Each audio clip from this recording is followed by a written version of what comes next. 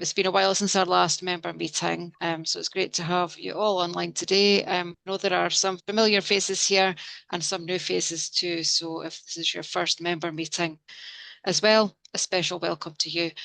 Um, so just a wee idea of what to expect. We're joined by Soundbite PR today, as you can see from the presentation. And Soundbite is a Scottish Agritourism trade member, and they're a specialist communications consultancy for the restaurant, food and drink, hospitality and tourism industry. And we have Tim Drew, who is the senior digital account executive, who's going to be giving us some fabulous hints and tips for leveling up on Instagram. I think that's going to be a really interesting topic and a lot to learn from that. So thank you, Tim. I'm not going to say any more of that because I'm going to let Tim and Martha introduce themselves in just a second. And then after we hear from Tim, there will be a wee Scottish Agritourism update from myself. So without further ado, I shall pass you over to Soundbite PR for today's guest presentation. Okay, thank you. Thanks, Laura. That's great. My name is Martha Bryce. Hang on just one sec. It's just a dreadful. There we go. That's better. I run Soundbite PR. We're a team of 10. We're based in Edinburgh, Fife. We've also got teams in the Midlothian and also in London. And as Laura has said, we specialise very specifically in working with businesses in food, drink, hospitality and tourism. So we work with businesses of all shapes and sizes all the way across Scotland. So lots of familiar names among people that we've worked with, I'm sure, from the likes of Balgove Larder and Bowhouse on Balcaskey Estate to Straloch Estate, Cafe Cool on the Isle of Skye, Isle of Barra Distillery, Inverary Castle, and so on. Lots of different food and drink producers as well. And we help them get their message out through traditional PR, through working with the media, and also through digital marketing and social media as well. We'd love to hear from you. If you've got any questions after this call, please do get in touch. And we've also put together some special packages for Scottish Agritourism members, which I think Tim links to at the end of his presentation when Laura circulates that as well. So I'll hand you over to our digital account manager, Tim, to talk you through this as well. Amazing. Thanks, Martha. Yeah, thanks for having me on. Really interesting to talk about a topic that I think is becoming more popular in the last few years, like understanding how to manage and work through the algorithm, which is tricky at the best of times. And I mean, we've only got 15 minutes, so I kind of want to keep it quite concise and kind of understanding the algorithm and doing a few tips on editing and kind of working way through that. As Martha mentioned before, I thought I'd just do a little overview of who I am and who we are. So Martha explained who Samba are and some of the clients there at the bottom of the screen who we worked with. Say people like Mary Cutter House in Aberdeenshire, Inverary Castle, Balgove Lard and Bowhouse. I've done a little bit of work with them. Some really, really amazing clients in and around Scotland.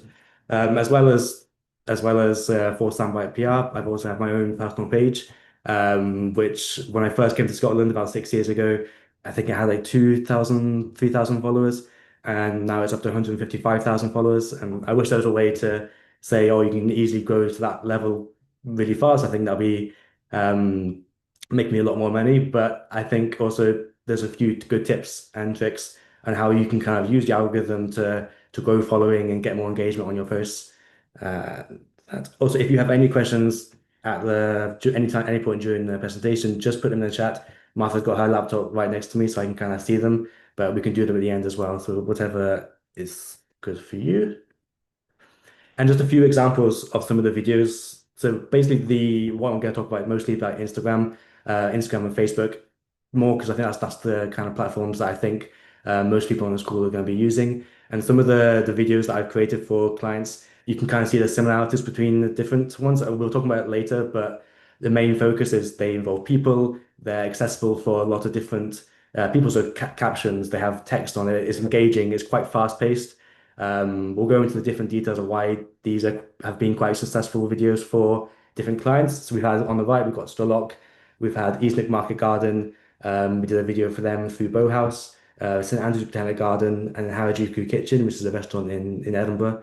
But you can kind of see they're all quite engaging, involving people. And I think that is probably the biggest takeaway is that if you have people in your content, that is the biggest kind of gold dust if you have people who want to be in your content. When I spoke to Laura a few weeks ago, she mentioned about wanting people to understand about scheduling and kind of the workflow of someone who's doing working in social media and in digital marketing. So I thought maybe start off quite a good way to just talk about how I work.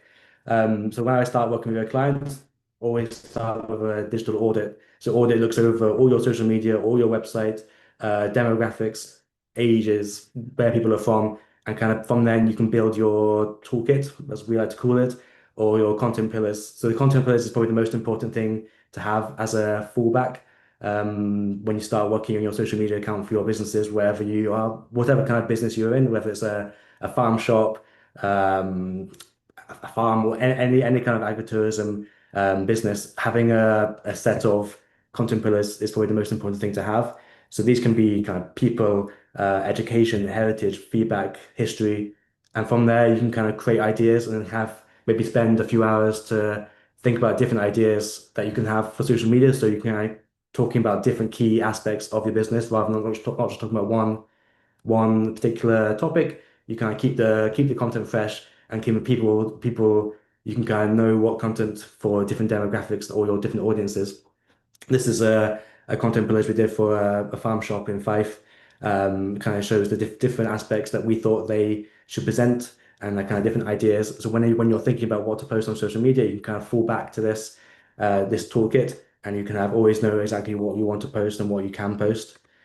And from there, whenever I send content for a client to be reviewed, we use Canva. I think also Laura asked me last week about Canva versus PowerPoint.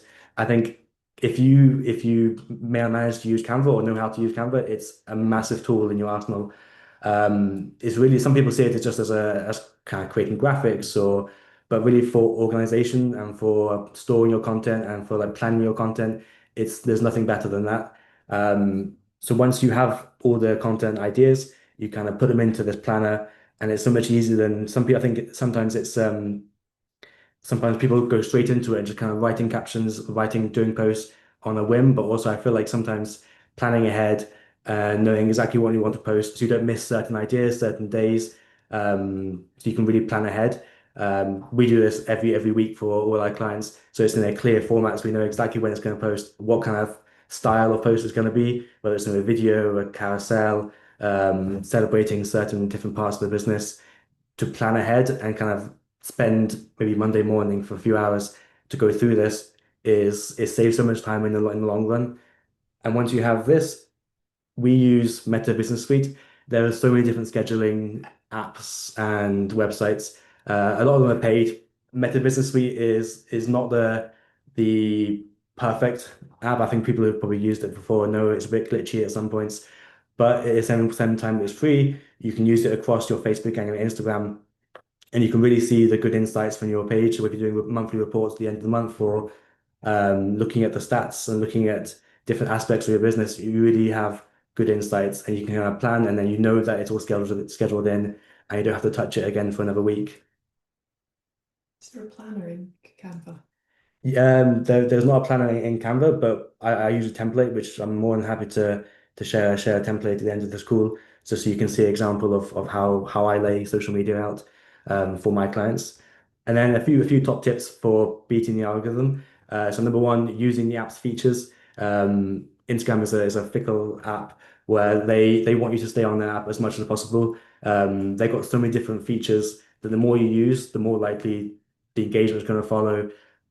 Even in the last week, things happen, things change so fast that even for someone working in social media like myself, it's a continual evolving beast, the algorithm. So the bottom right picture on this is the repost metric that only maybe came in a few weeks ago, and I really think that is going to be the biggest push to getting your content out there. So before you have liked, you have comments, you have saves. This repost is similar to on Twitter or X, where you kind of repost it to your feed.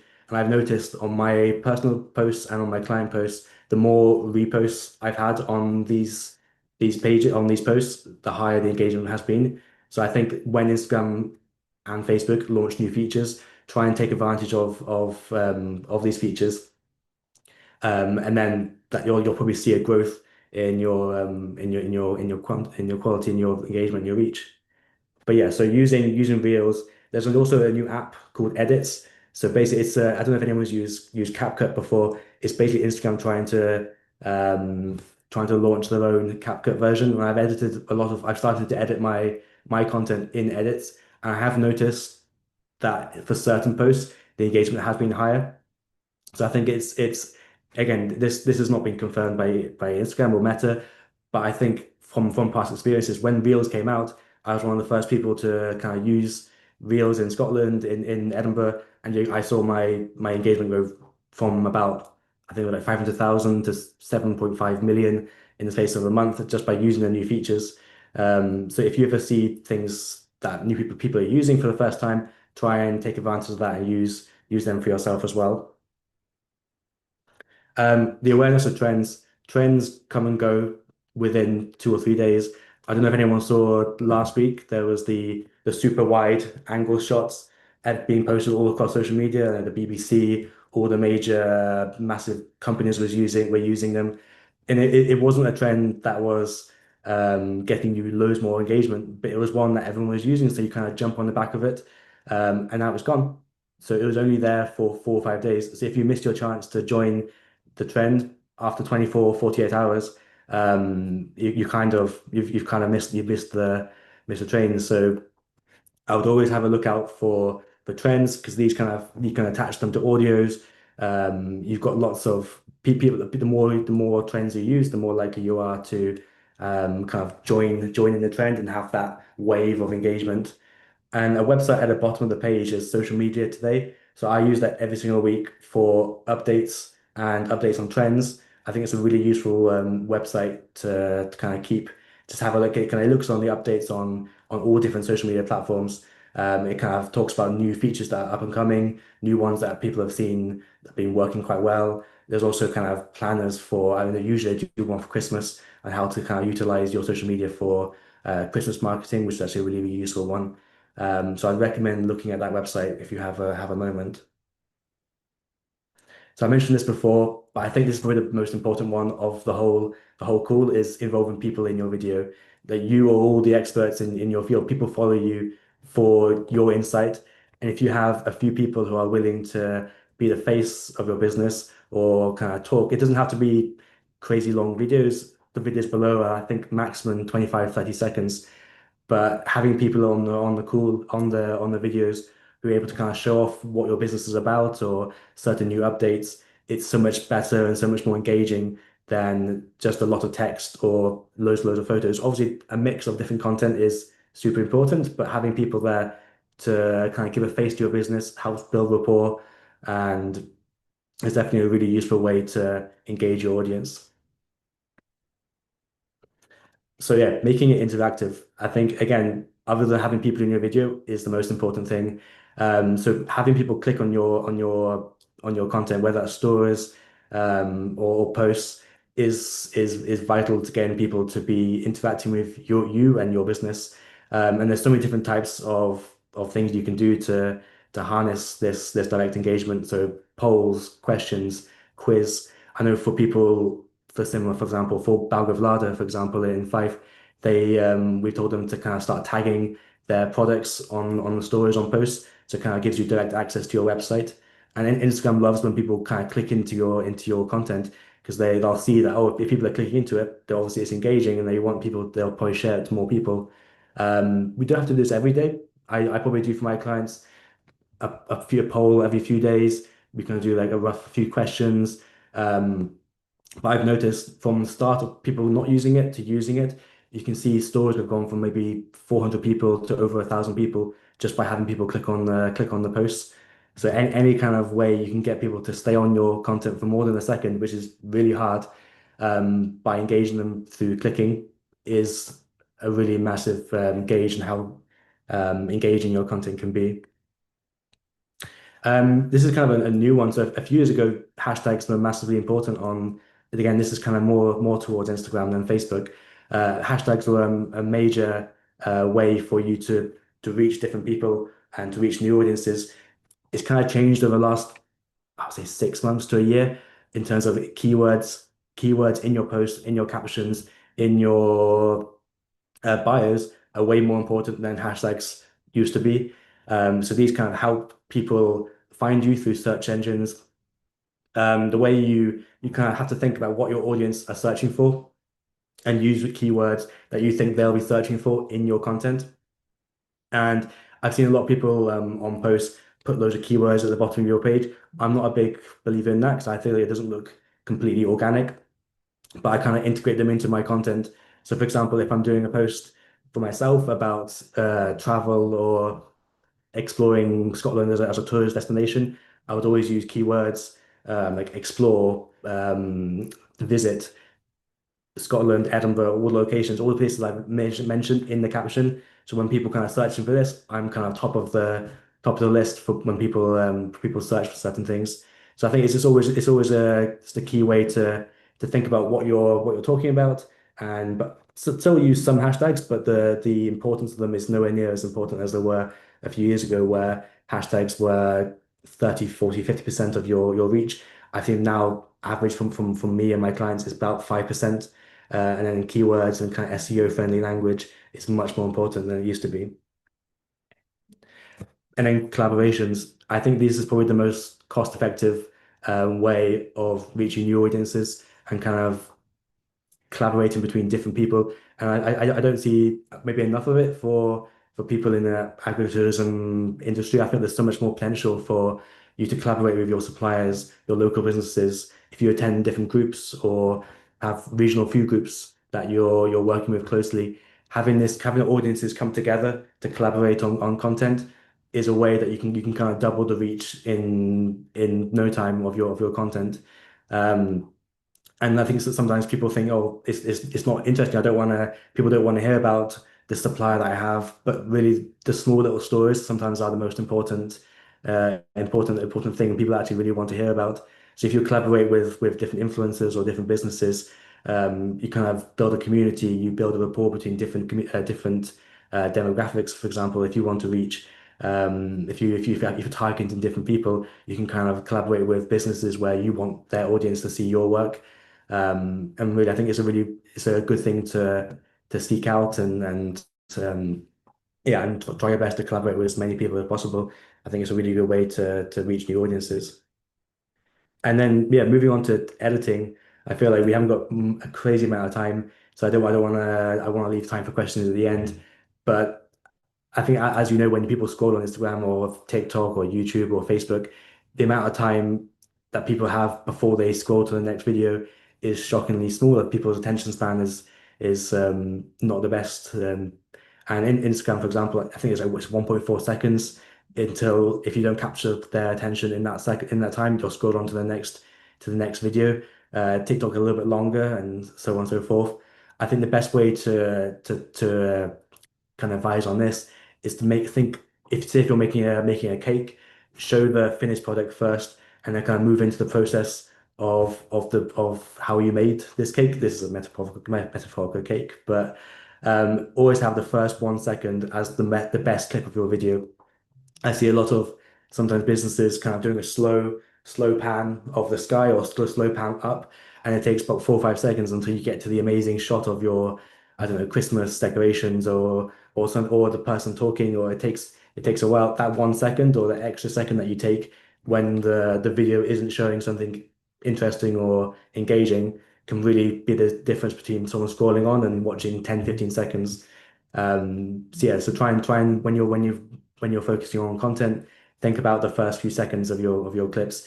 Even if it doesn't feel natural to show the end product first, that first second has to be the best clip. Like have an order of your clips of the best to weakest. Have that best clip first, and you'll see that your retention rates are much higher. I think I saw a fact somewhere that if your content reaches more than people for more than 5 seconds, Instagram and TikTok and Facebook are more likely to show it to more people just by having people stay on for 5 seconds. And that doesn't sound like a long time, but to have someone stay on for 5 seconds is a major plus. And then trending sounds. So before I even start making a video, I always scroll through the For You page on Instagram or TikTok, and you can see on the bottom of this page the little upwards arrow. That's a really good indication that the sound is trending. I think. Oh, 1 second. Um, so yeah, if you see that, and also you can see if you click onto the audio, you can see how many reels we made with that sound. The best thing to find is a trending sound with under 10,000 reels. If you see that, that's amazing because that means that it's an up and coming trend. So if you have a look through audios, you'll see some of the trending audios have 2, 3 million reels made, which is great because you can attach yourself to that trend. But if you see a trend that has between 5 and 10,000 reels being created still with the upwards trending sound, you can really see the benefit, and you can kind of attach your content to that trending sound, and um, you can see the benefits of that. An example for myself, I think a few years ago when the Black Panther Marvel film came out, I saw that sound was trending and it had like 2,000 reels being made at that time. I saw that, I made a reel, and I think it got to 9, 10 million views. And then a few weeks later, I checked and it was on like 250,000 videos made through that sound. So if you can kind of catch a trending audio in its early stages, that is that's amazing. And if you can kind of use the sounds to your benefit, then it's great for your business. Yeah, and then I think the final one here is using templates. I know how much social media takes time and effort, and it takes a long time to get it right and to know what to do, and to you kind of sometimes you feel a bit weighed down by knowing what to post or what other people are posting. So I think using templates for your video content is super useful for knowing what other people are using, seeing what trending content is out there. So for templates, for anyone who's not aware, you can go onto the Reels page, and at the top it'll say templates. Or if you go onto your For You page and scroll through any of the videos, if people have turned it on, you can click onto their video and use their video as a template for your own video. So you can replace their clips with clips that you've taken yourself. And sometimes this is a really easy way of saving time on editing, on seeing what videos have worked for other people, and see if it works for yourself as well. On the right hand side, you can see trending templates and recommended templates for your business. And this is also a really, really good way of saving time and kind of giving inspiration. And I think there's no harm in taking inspiration from other people's work. It's as long as you're not stealing their work word for word. I think being inspired by similar businesses and seeing what's working for them, and using these templates can be a really good way of engaging your audience and kind of trying different ways and saving time in the process. And yeah, and I know Martha's has some questions. Just this one here. Questions. So what equipment? Microphone. So for equipment for microphones, I use the DJI Mic Mini. I think it was like £150, and it's honestly it's the best purchases I've used before. Before that, I used one of the ones, I think just an Amazon one for £10, and it kind of broke after a few months. But really invest in a really cheap mic. It connects from your lapel straight to your phone or straight to your camera. I can send a link to what I use to buy that, but it's a really useful mic. It works, I think 25, 30 meters away. And it's a really, really good mic to use. That other question, Caroline, you followed up. Do you also train people one-to-one on being better at Instagram? The answer is yes, and would be very happy to chat. We do an absolute spectrum of services, from full management of pages all the way through to one-on-one training calls as well, and one-off social media audits as well. And things change so much. Different technology, different algorithms. So there's loads of things to change. Silly question. There's no silly questions. Understanding the advantage of attaching to trends. Sound format. So yeah, it's the advantage of attaching to a trend is that the trend is happening. It goes from nothing to it goes from 0 to 100 in the space for 24 hours. If you attach yourself to that sound is already trending, so the reel is most likely to be pushed with that trend. So you're attaching yourself to the trend, so you're riding the wave of the trend. So you'll be able to people who maybe wouldn't be it's more useful for reaching new audiences. So people who are interested in that audio or that see that audio is being pushed by Instagram or by Facebook, then they'll push content that's using that audio. So you'll be seen by more people. So it's a great way of reaching more people. You're sort of on the upward curve that the algorithm likes, basically. Easy. But yeah, if there's any more questions, please let me You can know. all feel free to unmute and ask a question if you like. Maybe do another 5 minutes of questions if anybody has them. So please feel free to take advantage of Tim and Martha while they're here with their expertise.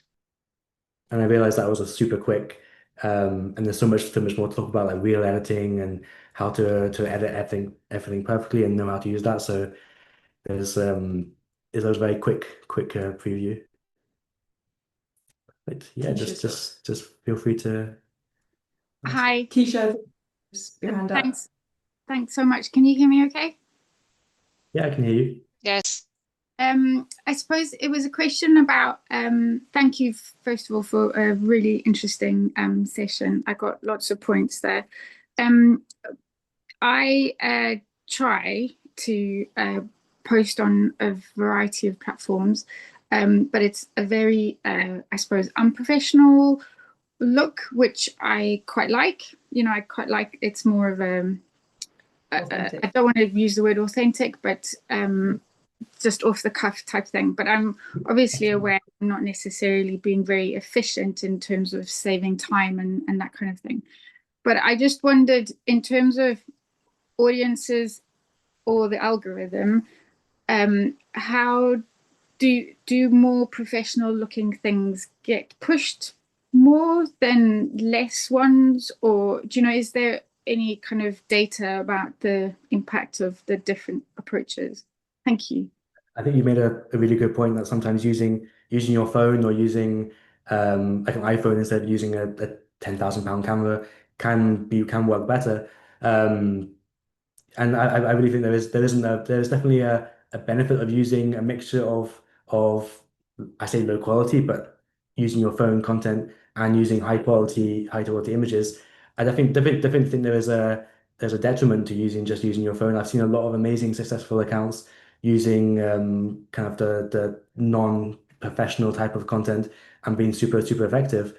Um, I think it comes to the state if things are blurry or if it's not photographed or captured in a way that is engaging and keeping the audience retained and having the retention there, that's where you'll probably see the negatives of using um, unprofessional types of content.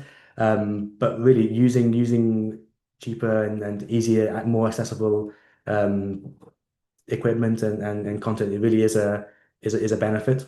Sorry, my camera just turned off, so I think I'm looking at Martha's screen now. Yeah. There we go. That's better. Perfect. Yeah. So yeah, there's no real negatives. It's more about because you can get amazing quality on your phone, and you don't really need to you don't have to hire super expensive have super expensive content, but it's kind of having the people to know how to use that the content in the right way to be more effective. I mean, I've worked on accounts where we just use iPhones and like this equipment, and it's been really effective. But I've also used super high quality content, and it's also been effective. So it really depends on how you use it. But yeah, really good question. Nikki's asked a question saying that making reels and videos via Facebook is really hard. Music is limited, really clunky. But then when she uploads from other apps, the music's sometimes removed. How do you work with Facebook? So for Facebook, I agree. I don't make videos through Facebook. If I'm making a video that I want to post on Facebook, I'll either make it through Instagram, edits like the app I mentioned before, or CapCut.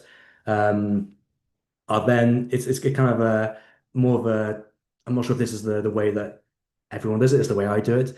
I screen record a lot of the audio that I want to use that I then export it onto. I sorry, say if I go onto Spotify or go onto Instagram, I will then screen record the audio that I want to use.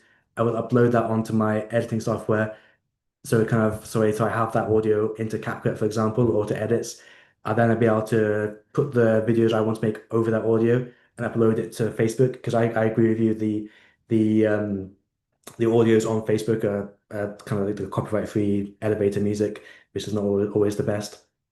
So that way, it's a bit of not a conventional way of doing it, but it's just the way I do it is to export the clip from one of the apps I use and then upload it directly to Facebook so I can use trending audios.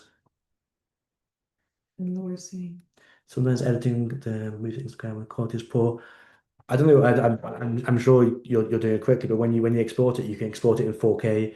You can export it if you've filmed it in 60 frames per second, you can then convert it down to 30 frames per second, and that helps the quality to stay crisp and nice. I'd always when you export it, always export it at the highest rate, because Instagram. I think it was of the last few months. When they post it, it posts in 1080p. But when I export it, it kind of crops it down from 4K to 1080p, and I always feel the quality is better. Sometimes from CapCut in the past, the quality has been worse, but I feel that the settings that if you go into settings and put all the settings up to the highest level, I haven't noticed myself a massive drop in quality. And I watched a panel from Meta, it was like a few months ago, and someone asked a question of whether if you edit in CapCut, does it affect your engagement with the algorithm because they know you're using a different app? And that was a question that I had myself, and I was wondering before, and they said before possibly, but now not so much. And I don't know whether I believe them or not. But I used to edit in CapCut and post it on Instagram, and I kind of do the same kind of video, but made it on the Instagram app, and the engagement on the Instagram app itself was much higher than the CapCut app. But recently, I have been using CapCut and edits, and I haven't really noticed a drop off in engagement. So I think still using CapCut is a benefit. Okay, one more quick question if anybody has one before we move on. Nope. Cool. Thanks so much. We will we've obviously we're recording this meeting and I will have it uploaded either today or tomorrow onto the member hub so you can go back and look at it again, watch the video, and I'm sure if you have any further questions after that, I'm sure you can get in touch with Tim or Martha to help with that. So thank you very much, guys. We'll move on. If you just give me one moment to set up my presentation, you can talk amongst yourselves.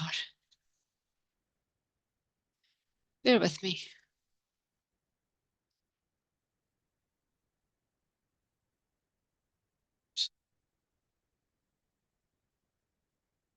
Have I done that correctly?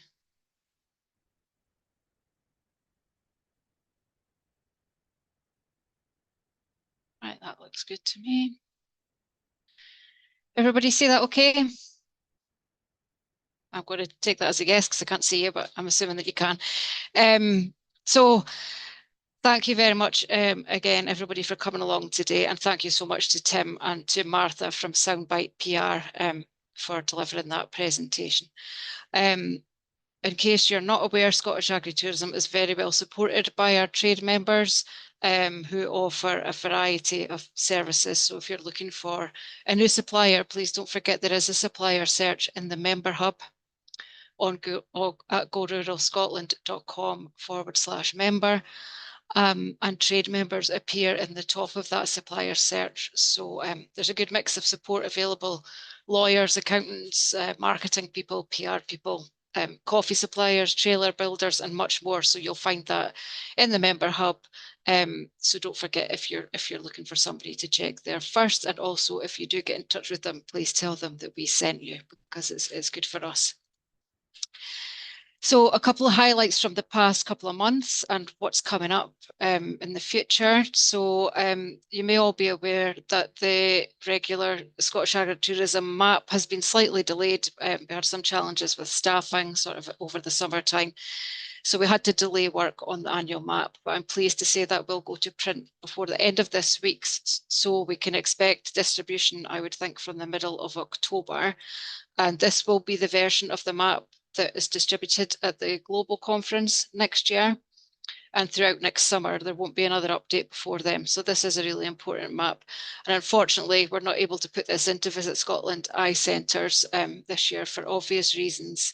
But we will let members know when this is ready, and we will distribute this as far and wide as we possibly can. So more about that in a couple of weeks. Scottish Agritourism Conference is coming up, in case you aren't aware. The early bird rates end today. We are extending this to Friday for members only. There is a brilliant programme, a great lineup. So Marie Goujon, Cabinet Secretary, will be with us all day and will be announcing results from the recent sector census. We'll talk more about that in a minute.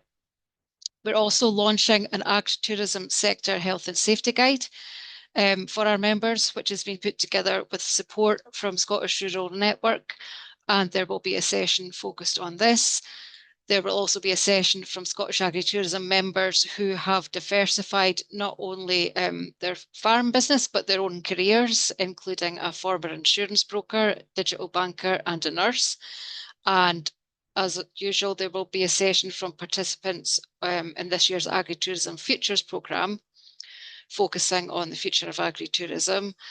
There's also a session on the Monitor Farm programme, and we'll be hearing from members of the core community group about not only the impact of the programme on their agritourism element of their business, but also how learnings from the programme have transferred to the running of the farm too. And finally, the keynote speakers this year are Martina and Gráinne Calvé from Achill Mountain Lamb in West Ireland. They are sisters. They're running their family business, which is a family farm and butchery, which was established in 1962. And they're going to share their insights into the family business, succession, brand development, marketing, their meat products, the supply chain, and the processing. So everything that we love to hear about. They have a multi-million-pound online business, and I'm sure they will deliver an excellent session. And of course, there's the evening programme with networking drinks. There will be sector recognition awards and dinner followed by a ceilidh. So lots to look forward to at this year's conference. We've been very fortunate as well to have secured sponsorship from Virgin Money after some comments were made last year about no banks being in the room.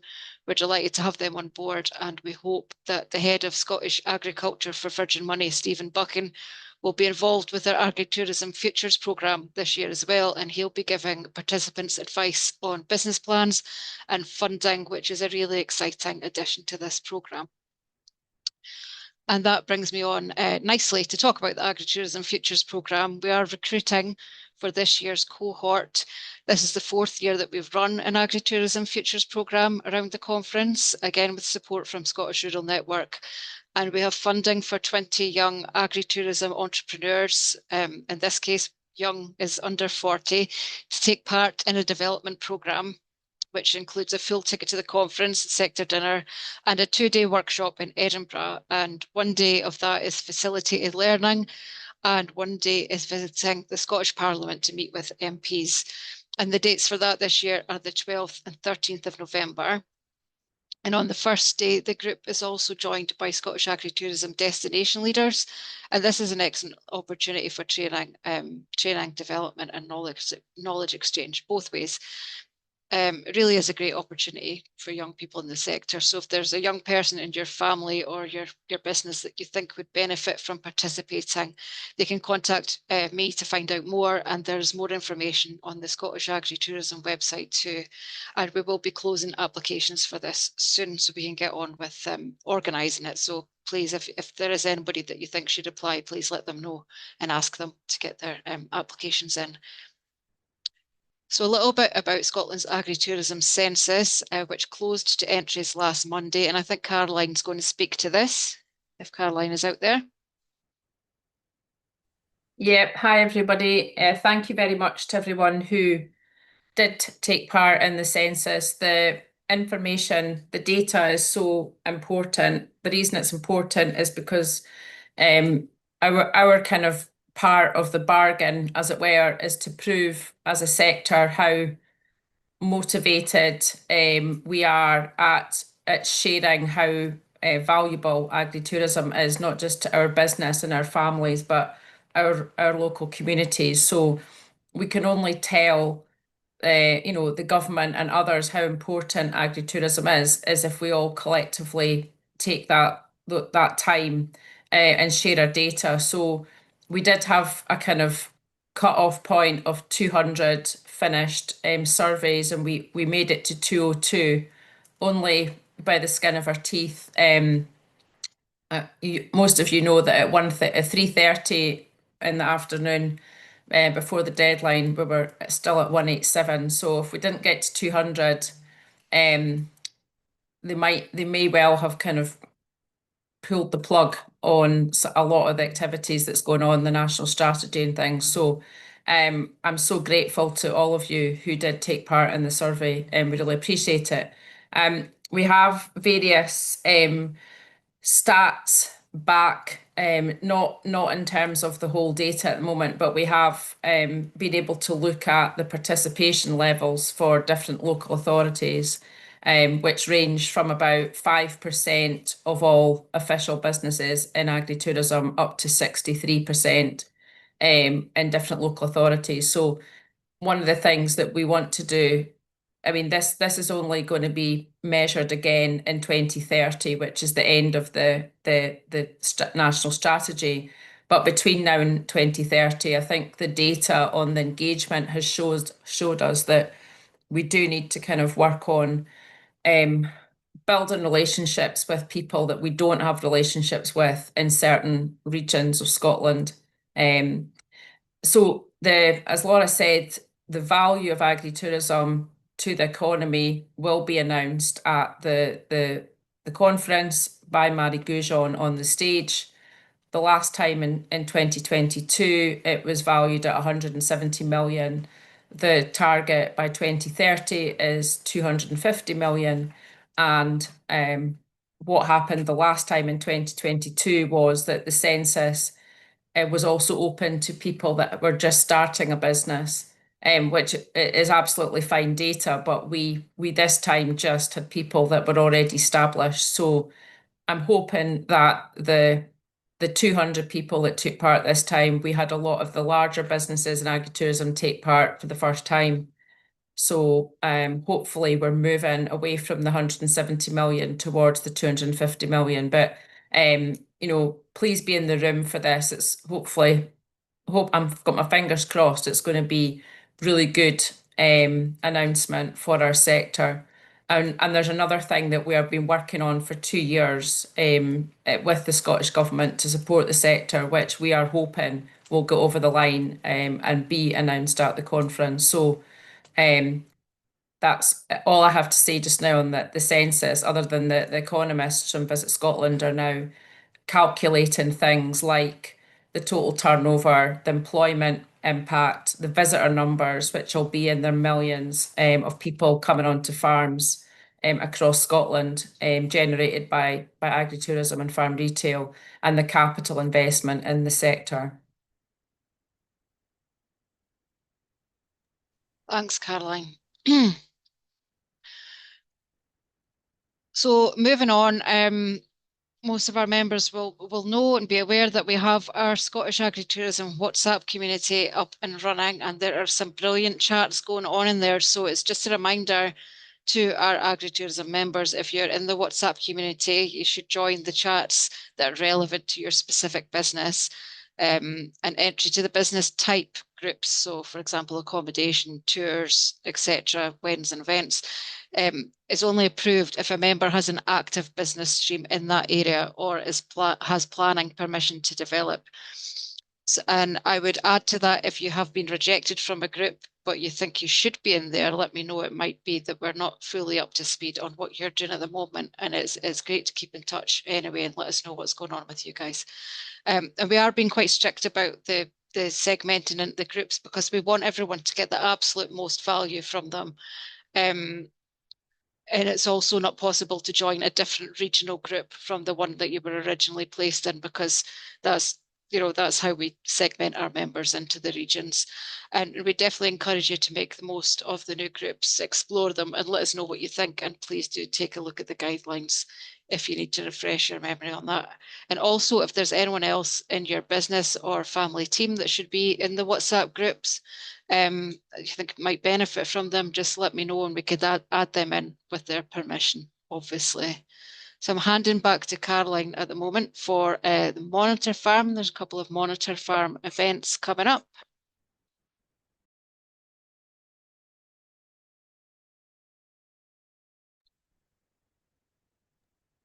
Sorry, thanks, Laura. Okay. Yes, so we have two really good meetings coming up, in-person meetings.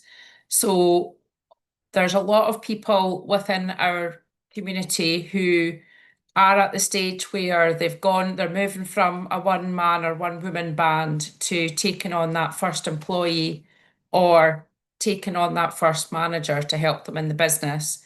It's quite a daunting thing. I spend a lot of time sort of with people who are at that, will I, won't I?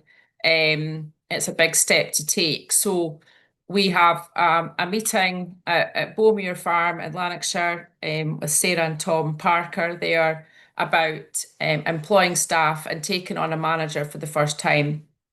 And even if you are a bigger business and you have a manager, it'd be great to see you at the meeting to share your learning. So we're looking for people to bring their staff team with them if they wish. But basically it's about, the perspective of the employer and that thing where you basically have had everything about running the business in your head and somebody starts as an employee and you have to try and, or they have to try and dig all that stuff that's in your head out of your head, and you have to share a lot more and put systems in place and all these things. So yeah, I'm really looking forward to going to Bowmere as well because they've invested so much in their business. A very accommodation, but also very dog friendly business. It's the only accommodation I know that takes up to 6 dogs. So if you are interested in the dog friendly market, it's another reason to come along. And then Thursday, 6th November, Westerton Farmers. So Fiona Smith and Ross, her manager there. So we're going there and basically they're setting up a cook school and more food kind of related offerings. And really for their business, we're looking at, how do you decide who your target market is? All of us have different people that come to stay with us or come to buy from us or visit us. But how do you really understand who your target market is, who's wanting the products that you're offering in your business or the services, and the people that will pay for those things? So yeah, so we're looking forward to going back to Westerton to see what they've been doing. They've been really busy getting their kind of food offering set up for catering. So we'll see their kitchen and be able to understand, what they've done in terms of environmental health and their investment in the kitchen. So thanks very much. Thank you, Caroline. Don't get too comfortable because the global conference is next. So Okay. Okay. So the global conference, it might seem a while away, but last week it was 9 months to the day since the start of the global conference, which takes place the week after the Highland Show. So that's the 23rd to the 25th of June next year, the Tuesday to the Thursday. So we have very special rates that are not published for members. So if you're buying a ticket for the Global Agritourism Conference, maybe we do need to circulate those links again, Laura, because it's a direct link that'll take you to the members' discounted tickets, which is not public. And that's about between a third to half the price of the regular tickets. You can just now apply to present at the conference. So there's various themes. So one of them is innovation and agritourism. So if you've got an interesting business story to share, another key theme is on succession and family businesses. So, you know, we can't guarantee everybody's going to be able to speak, but if you want to present and share your story with a global audience, this is your big opportunity. We also will have 1 or 2 scholarships, so scholars representing the agritourism in Scotland along with many other countries. So the scholarship applications are open. And we're just about to launch the pre and post tours. So again, if you want to go on one of the pre and post tours, there's 2 lots of 2-day tours, which will take you from the Highland Show to Aberdeen over the Sunday and Monday. And then there's 3 lots of 5-day tours. You can either go for 3, 4, or 5 days, but as an example, one of them will be leaving Aberdeen on the boat, ferry, and going to Orkney, 2 nights in Orkney, and then down through Caithness, Easter Ross, round Inverness-shire, and then down into Highland Perthshire. So, and then one going from Aberdeen down the east coast of Scotland into the borders and back up to Edinburgh, and another one going down the west side over to Loch Lomond, down to Dumfries and Galway, back up through Lanarkshire and Ayrshire, and opportunities for people to get off and head west to the islands and Argyll. So we've covered a lot of Scotland in the tours. So I know the focus as well, you know, is on our conference on the 27th of November, but it won't be long till the global conference comes round.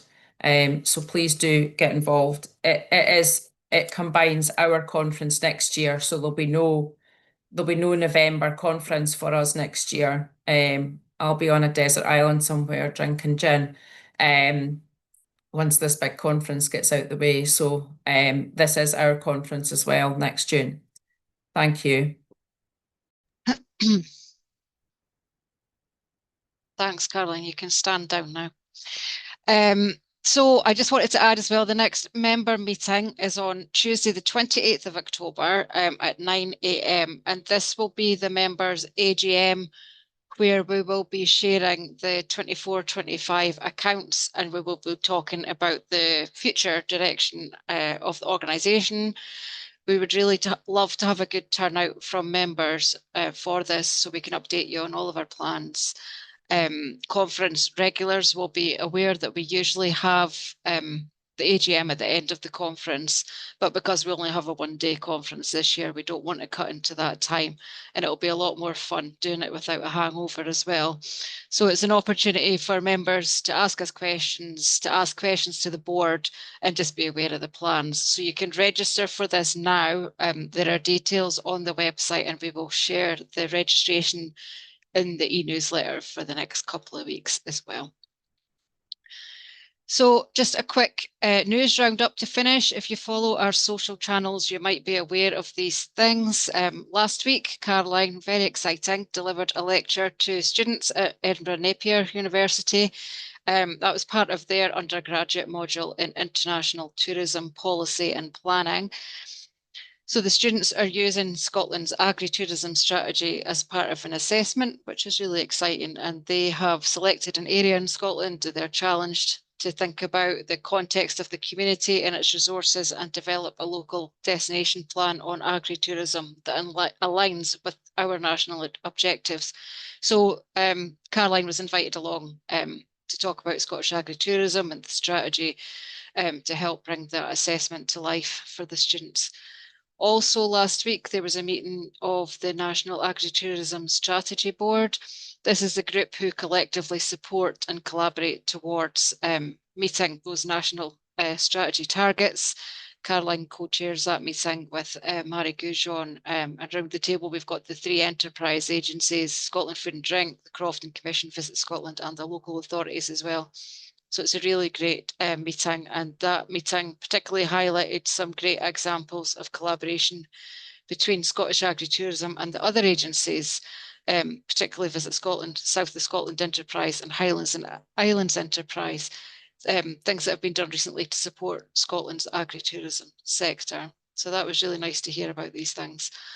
And finally, At the end of August, Caroline and I were at Salisgirth Home Farm, along with several Scottish Agritourism members from Perth and Kinross, to meet with representatives of Perth and Kinross Council, their Lead of Economy, Development and Planning, and their Place-Based Strategies Manager. And they welcomed the opportunity to directly engage with members of Scottish Agritourism to help improve their understanding of agritourism businesses and the issues and challenges that they're facing with planning, and to see how they could better support it in their sort of role as the planning officials for the council. And it was a really good meeting, and we do hope to continue building relationships like this with local authorities so we can all support each other. So you can keep up to date with the day-to-day goings on our Scottish Agritourism social channels. I think that brings us just about up to time, but we're more than happy to take any questions that anybody might have. I'll stop sharing my screen, and please feel free to unmute yourself and ask any questions. We'd be happy to, well, I'd be happy to deflect to Caroline. We'll see, it depends what you ask.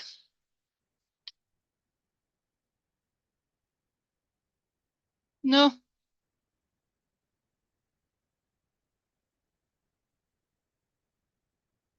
Oh, well then, oh, there's one.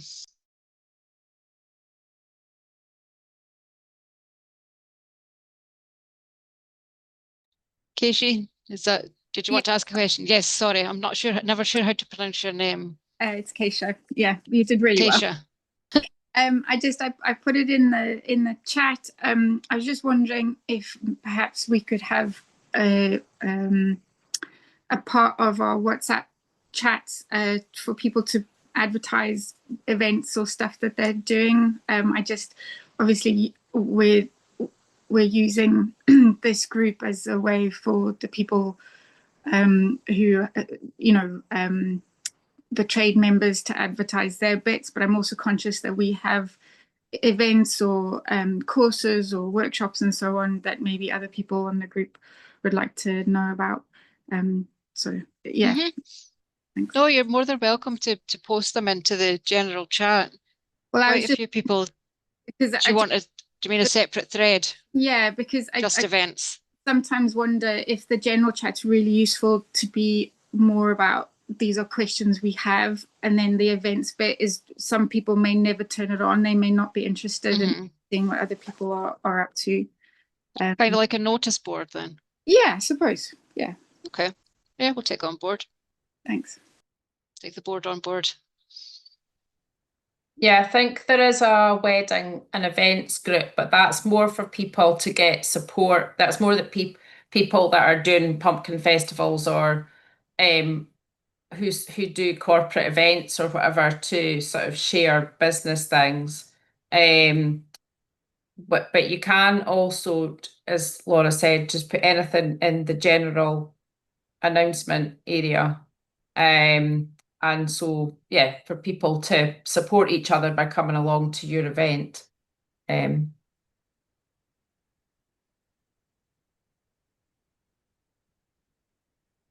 Any more questions? If not, we'll just call it time because that's bang on 1 o'clock.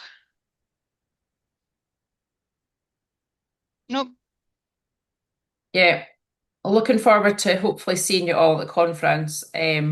It is a great event, and it's just wonderful when everybody comes together. And if there's anybody on here that's not been before, that's a bit nervous about coming on your own, we're organising car shares from your region with other people so that you don't, some people, we all don't like being that person that comes through the door if you don't know the network. So if anybody wants a car share or whatever, just get in touch with Laura. I can see quite a lot of people here that have been before, but that's it's just so good to see everybody in person. And one of the businesses that I'm just really looking forward to listening to is Arden Prior Farm, who I just think do things so well, and they're in the health and safety section, but they said that their environmental health systems, their health and safety management systems underpin their whole business, everything they do on the farm. So they're going to share with us everything they do in terms of their pumpkin events, their lambing events, and just looking at the PR and how they market themselves. Always thinking about making sure that your photographs and things give out a good message about your professionalism and health and safety. So I think that's something that's relevant to everybody. So I'm really looking forward to hearing from Rebecca on the stage. So anyway, I've gone over the 1 minute now, so we better stop. It's okay. There is a question there from Victoria as well. I don't know if Martha wants to very quickly pick that up about the music. Sorry. Hi. Yes, just quickly, Tim has actually dashed off to another meeting, but he has suggested changing your account to a creator profile. Perhaps it's on a commercial or professional setting at the moment, so that might be worth looking at. Let us know how you get on with that, Victoria, and if it doesn't work, then we can revert you back to Martha and the team.